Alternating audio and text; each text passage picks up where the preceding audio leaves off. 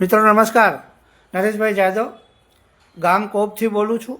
આજે આપણે જે જુનાગઢ જિલ્લા સહકારી મંડળીની અંદર જે ખેડૂતના ખાતાઓમાંથી જે ભ્રષ્ટાચાર થયેલો છે એને ઉજાગર કરવા માટે થઈને આપણે આજે આ હું લાઈવ વિડીયો બનાવી રહ્યો છું અને દરેક મિત્રોએ આ જોવો જોઈએ અને આ વિડીયોને આગળ પણ તમે બધા જોતા હશો તો ખાસ કરીને મારે બધા લોકોને અને ગુજરાતના તમામ ખેડૂત મિત્રોને અને જુનાગઢ જિલ્લાની સહકારી બેંકની અંદર જે લોકો પણ મંડળીની અંદર સહકારી મંડળીની અંદર જે લોકો જોડાયેલા હોય એમને પણ મારી વિનંતી છે કે જે જુનાગઢ જિલ્લા સહકારી બેંકની અંદર જે ગીર સોમનાથ જિલ્લાની અંદર જે ગોહિલ જે જિલ્લા રજિસ્ટર ગોહિલ છે, આ જિલ્લા રજિસ્ટર ગોહિલ આ બધું ભ્રષ્ટાચારનો મેઇન માણસ છે। જિલ્લા રજિસ્ટર ગોહિલ છે એ પોતે જિલ્લા રજિસ્ટર છે, આ મંડળીનું આ બધું સંચાલક કરતા હોય છે અને જે પણ મંડળીઓની અંદર જે કોઈ ભરપાઈ ન કરતા હોય એને આદેશો કરતા હોય છે। પછી જે મંડળીનો દરેક જે સહકારી મંડળીનો જે વિષય છે ખેડૂતની મંડળીનો, આ જિલ્લા રજિસ્ટર પોતે બધું સંભાળતા હોય છે। કારણ કે જે કોપ ગામની મંડળીની અંદર મેં જ્યારે મારી મંડળીની અંદર જ્યારે પણ મને આ ભ્રષ્ટાચાર થયો, 3,11,000 રૂપિયા મારા મમ્મીનો બેંકમાંથી ચેકબુક ઉપાડી લીધી મંડળીના મંત્રીએ।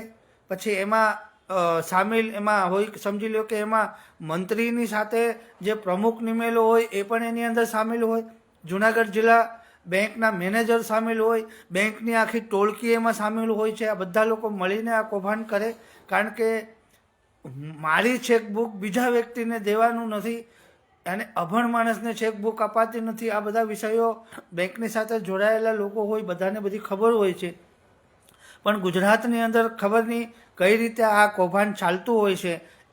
એના માટે આ ઉદાહરણ દેવા માટે થઈને ખાસ કરીને આ લાઈવ વિડીયો બનાવું છું મિત્રો।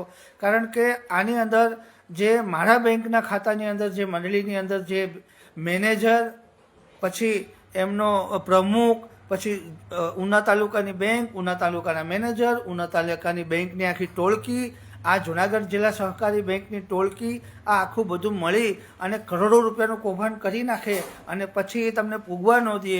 પછી તમે ગમે ત્યાં જાઓ, હું ઉના પોલીસ સ્ટેશનમાં અમને કમ્પ્લેન્ટ કરવા ગયો, ન લીધી। ત્યારે PSI ચૌહાણ કરીને હતા, એ પછી ઉનામાં ગયો, ઉનામાં ન લીધી। પછી જુનાગઢ ગયો IG સર પાસે, ત્યાં પણ કામ ન થયું। એ પછી મેં મુખ્યમંત્રીને લેટર લખ્યો, બધા લોકોને, માનવ આયોગમાં ગયો, SC/ST સેલમાં ગયો, ઘણી બધી મહેનત કરી છે। 2020થી આ કહાની મારી પૂરી નથી થઈ, હજી પણ નોટિસો આવે છે મિત્રો। ખોટો કરજો ઉપાડી જાય, નોટિસ તમને સરકારની મોકલે અને કઈ રીતે વસૂલી કરવાનો આ લોકોનું કાર્યક્રમ હોય છે તમને બધાને ખબર છે ખેડૂત મિત્રોને। તો જે રીતે કરજો, ચેકબુક અભણ માણસને ચેકબુક અપાતી નથી, અભણ માણસના ચેકબુકમાં અંગૂઠા ચાલતા નથી, અંગૂઠા લઈ જાય, એ અંગૂઠા પાછા બેંક મેનેજર ઓળખાવી અને આમનો અંગૂઠો લઈને રોકડ રકમ આપી દે છે। આ પણ મારી પાસે દાખલા છે। બેંકના મેનેજરો તમને CCTV કે ભાઈ કયા દિવસે આ પૈસા ઉપડ્યા છે એ દિવસની તારીખ આપો, કારણ કે ચેકમાં એની તારીખ હોય છે, એ દિવસના CCTV કેમેરાના ફૂટેજ નથી આપતા। ઘણી બધી રીતે કૌભાંડ કરે છે। ખેડૂત મિત્રોને અમારે હાથ જોડીને વિનંતી છે કે હવે તમે આ બધા લોકોથી બચો। આ જે પ્રાઇવેટ બેંકો ચાલે છે આનો અમિત શાહ ચલાવે છે, આ બેંકોને અમિત શાહ ચલાવે છે। પહેલાં 250 હતી, હવે તો 500 કરી નાખી મિત્રો। તમને ઇઝી પૈસા આપે છે એટલે તમે આમાં ઘૂસી જાઓ છો અને તમારા કર્જા બારોબાર ઉપડી જાય છે। અભણ ખેડૂત લોકોને મારે વિનંતી છે કે હવે તમે તમારા ઘરની અંદર બાળકો ભણેલા ગણેલા હોય તો એમને આગળ કરો, એમના ખાતે જમીન કરી દો તમે। આ રીતે હું પણ પીલાઈ રહ્યો છું। 3,11,000 કંઈ નાની રકમ નથી 2020થી, એમાં પાછા મેં 70,000થી 80,000 રૂપિયા તો મેં પોતાના મારા વાઇફના દોડમદોડી કરીને હું ગાંધીનગર સુધી ગયો છું મિત્રો। મારી પાસે દરેક દાખલા છે।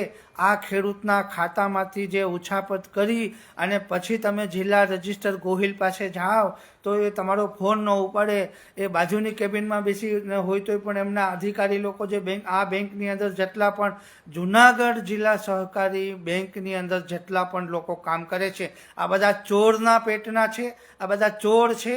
આ ચોરના પેટનાઓએ મને ખૂબ હેરાન કર્યો છે। આના માટે થઈને આ વિડીયો હું બનાવું છું કે હવે ટૂંક સમયની અંદર 2027ની ચૂંટણી આવી રહી છે મિત્રો.